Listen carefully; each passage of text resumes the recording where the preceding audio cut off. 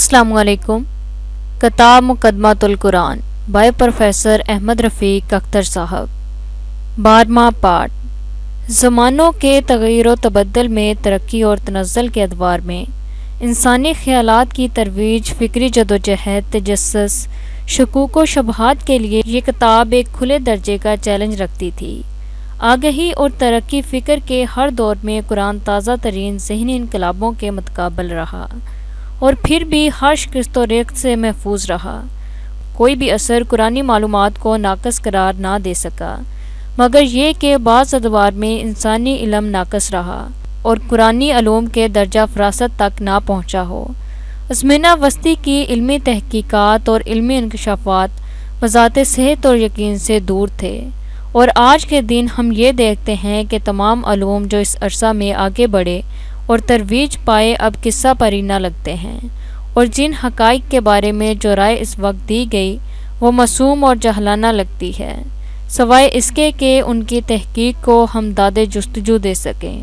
ان کے نتائج سے متفق ہونا کسی طور پر بھی ممکن نہیں رہا۔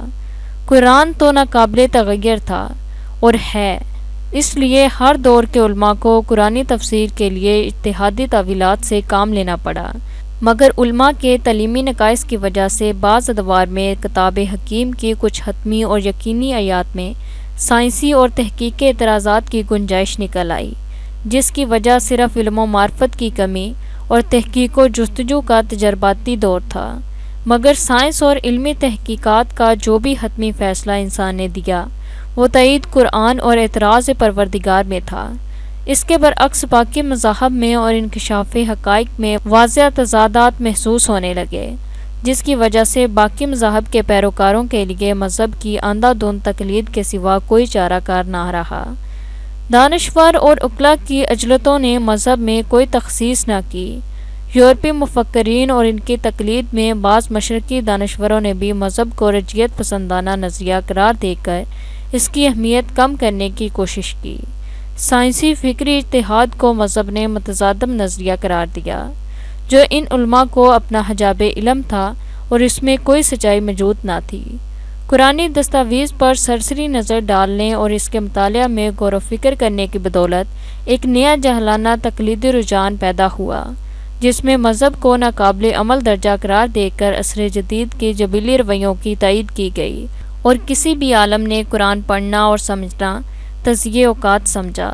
قرآن پڑھنے والے بھی غور و فکر کی بجائے تلاوت اور قرات کے حسن تک محدود رہ گئے۔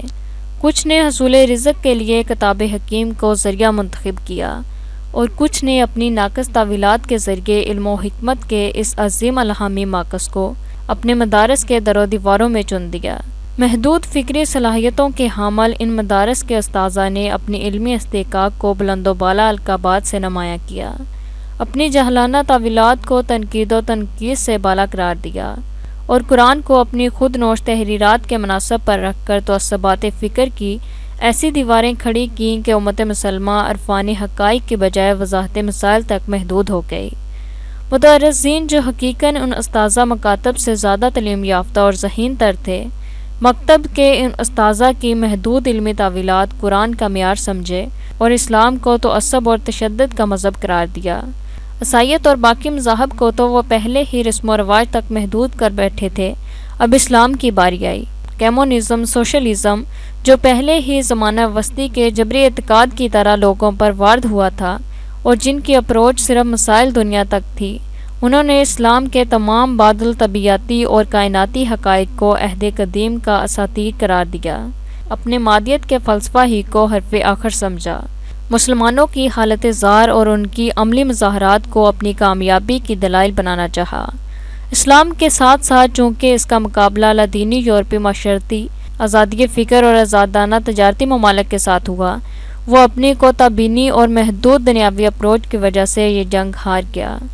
اب اسلام اور لادینی معاشرے آمنے سامنے ہیں۔ اسلام کے پاس آلات جنگ بھی کم اور آلات ذہن بھی کم تر ہیں۔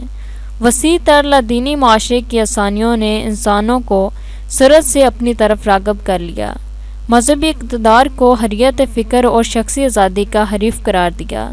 عیسائیت کے پاس مصلحت کے سوا کوئی چارہ کار نہ تھا۔ اپنے وجود کو برقرار رکھنے کے لیے اسے لادینی آزاد معاشرے کے رحم و کرم پر رہنا تھا۔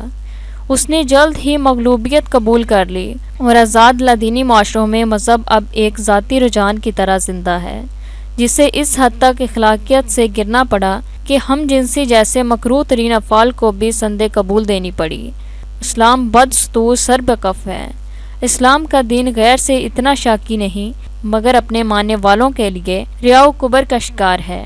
اعلیٰ مقاصد کے نظر انداز کر دینے کے نتیجے میں امت مسلمہ گروہی آزار میں مبتلا ہے۔ ملائیت کے جبر نے اس میں اخلاص و فکر کی صلاحیتوں کو ختم کرنے کی پوری کوشش کی ہے۔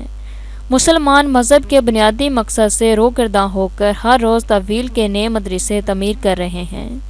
معمولی اذہان کے لوگ مذہب کو ذاتی وجاہت اور اقتدار کے لیے استعمال کر رہے ہیں، اور اعلیٰ ترین مذہبی درسگاہیں بھی متعصبانہ رویوں کو فروغ دے رہی ہیں۔ دین کو اللہ سے جدا کرنے کا یہ عمل پچھلی 1.5 صدی سے جاری تمام تحریکات، فری مشنری اسٹائل پر اخفا ممبر سازی اور شخصی تعلیمی رجحانات کی حوصلہ افزائی کر رہی ہے۔ امت مسلمہ لا مذہب تو نہیں ہوئی مگر عمومی طور پر مذہبی بے حسی کا شکار ہے۔ وہ اپنے اندر بین الاقوامی رجحانات کی عکاس ہے۔ مذہب کی نسبت دوسرے اقتصادی اور سائنسی اقتدار کی زیادہ قائل ہے، اور واضح طور پر اس خواہش کے مظہر ہے کہ مذہب کے بجائے مروجہ طرز فکر کی پیروی کی جائے۔ کم تعلیم یافتہ اور کم ترقی یافتہ ہونے کی وجہ سے اسلامی حکومتیں مذہب کے بجائے قومیت اور اقتدار کے حصول کی زیادہ خواہاں ہیں۔ چند اشخاص یا گروہ امت مسلمہ کی ذہنی رویوں کی قیادت کر رہے ہیں، اور یہ زیادہ تر مغربی تصورات کے خوشہ چیں ہیں۔ ان کی اپنی کوئی شخصیت، کوئی نظریاتی ترجیح نہیں۔ یہ کم فہم عمرا اور علماء یورپ کی درسگاہوں کے تعلیم یافتہ اور مغربی کلچر کی آزادیوں کی پروخت لادینی معاشرے کی تخلیق کے لیے سر توڑ کوششوں میں مصروف ہیں، اور اسلام کے کتابی اور کم تعلیم یافتہ استاذہ کے مقابل نیا چرچ تخلیق کر رہے ہیں۔ شخصی آزادیوں کے نام پر جدید ابلاغ کے ذرائع شب و روز مادر پذر آزاد معاشرے کی ترویج میں کوشاں ہیں۔ ان کی راہ کا کانٹا بھی مذہب ہی ہے۔ یہ تصادم مشرق و مغرب میں نہیں بلکہ تمام اسلامی ممالک میں ہر سطح پر نمایاں ہے۔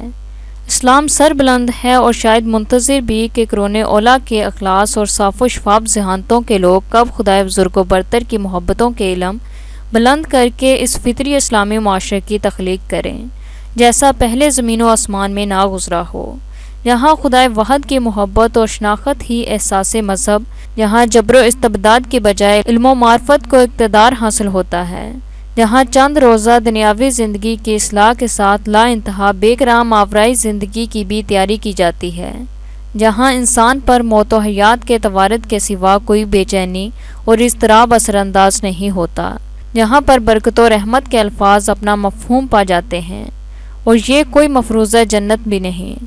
عہد رسول صلی اللہ علیہ وآلہ وسلم خلفاء کے معاشرے کی تخلیق ایک تاریخی حقیقت ہے، مگر افسوس کہ یہ بہت تاریخی حقیقت ہے جس نے بعد کے ادوار میں کبھی اپنے آپ کو دہرایا نہیں۔ شکریہ۔